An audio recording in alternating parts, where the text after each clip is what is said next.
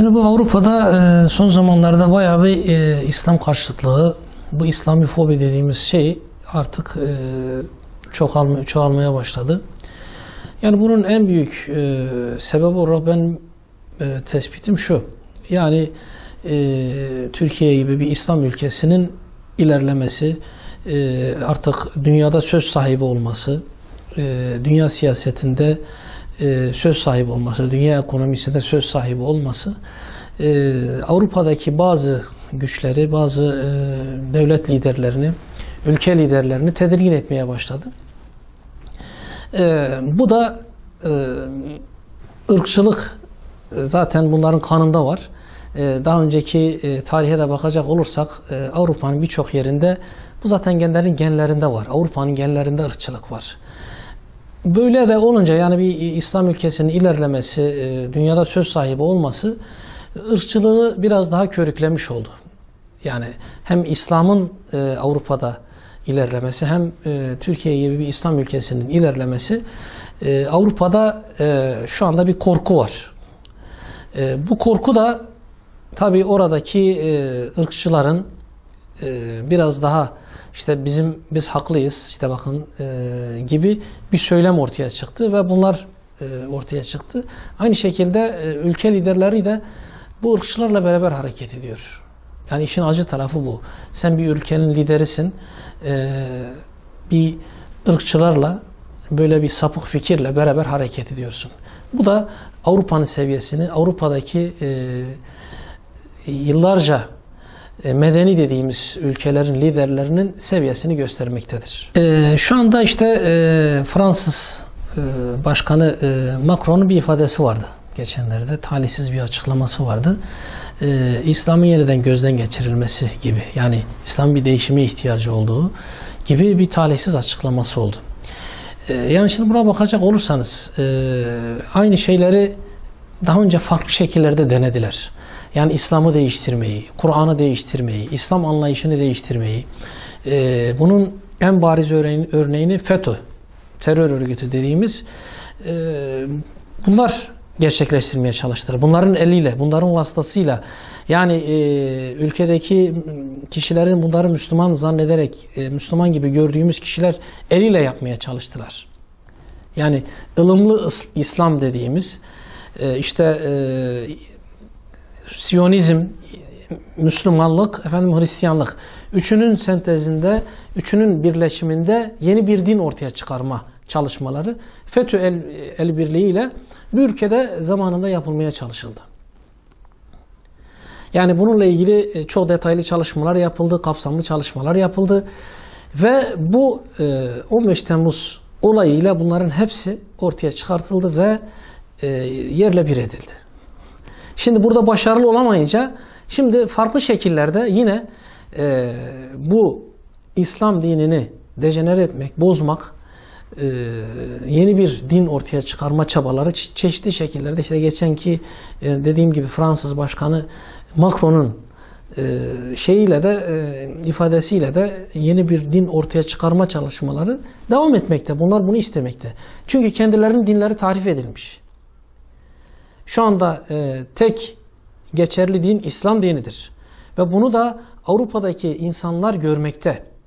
Yani dinlerinin tahrif edildiğini, birkaç tane yüz küsür İncil'den birkaç tane İncil'in ortaya çıkartıldığını, bunu artık kendileri de biliyor.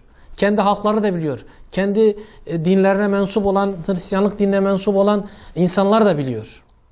Bunu çeşitli kaynaklardan görüyorlar. Ve İslam dininin gerçek din olduğunu, şu andaki dünya üzerindeki tek geçerli din olduğunu artık bunlar da kabul ediyor. Bunların içerisindeki korku bu. Biz İslam'ı nasıl bozarız?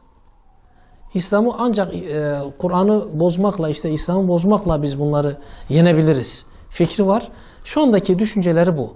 Ve bunun da artık kendilerinin dillerine yansıyor. Açıklamalarına yansıyor. Avrupa'daki liderler olsun, işte bu karikatürler olsun vesaire olsun, oradaki basın olsun vesaire, bunlar hep bu şekilde bir çalışma içerisindeler. Biz İslam'ı ne şekilde bozarız, ne şekilde biz insanları İslam'dan uzaklaştırırız. Bakın işte İslam da bozulmuş bir din sözünü dile getiririz diyerekten bu şekilde bir çalışma içerisindeler. Ama Allahu Teala'nın bu insanlara, dünyaya bir müjdesi var. Kıyamete kadar Allah'ın izniyle İslam dini ve Kur'an bozulmayacak ve bu şekilde devam edecek. Ve biz Müslümanlar olarak da bunun mücadelesini vermeliyiz. Bu konuda uyanık olmalıyız. Dinimize sahip çıkmalıyız. Kitabımıza sahip çıkmalıyız. Bu gibi çalışmalara, bu gibi efendime söyleyeyim adımlara karşı biz de uyanık olmalıyız diyorum. Kur'an-ı Kerim'de ifade açık.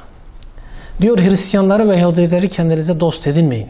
Onlar sizlerin düşmanlarınızdır, sizlerin dostlarınız hiçbir zaman olamazlar.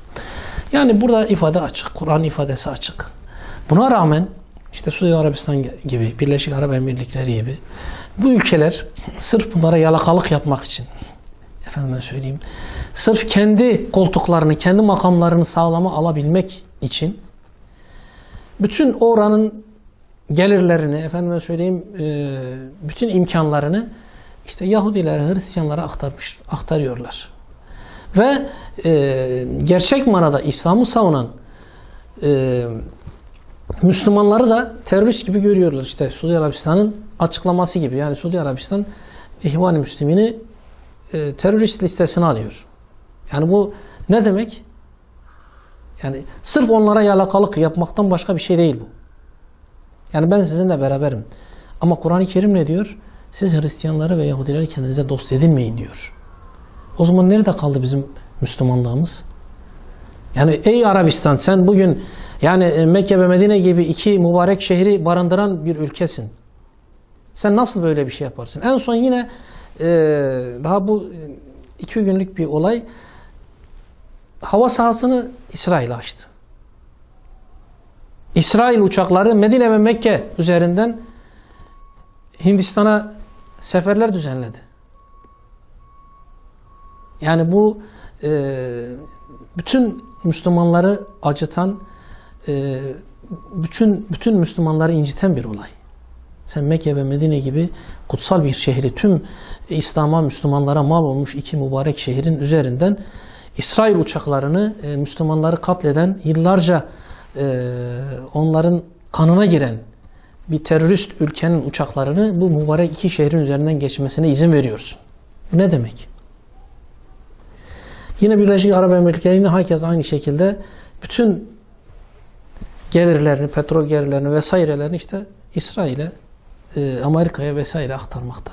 Bunların tek şeyleri benim koltuğum sağlam olsun amacı. Başka bir şey yok. Şimdi bu ülkelerin hesabı olduğu gibi Allah'ın da bir hesabı var. Şimdi Müslümanlar eskisi gibi değil. Müslümanlar inşallah uyandılar.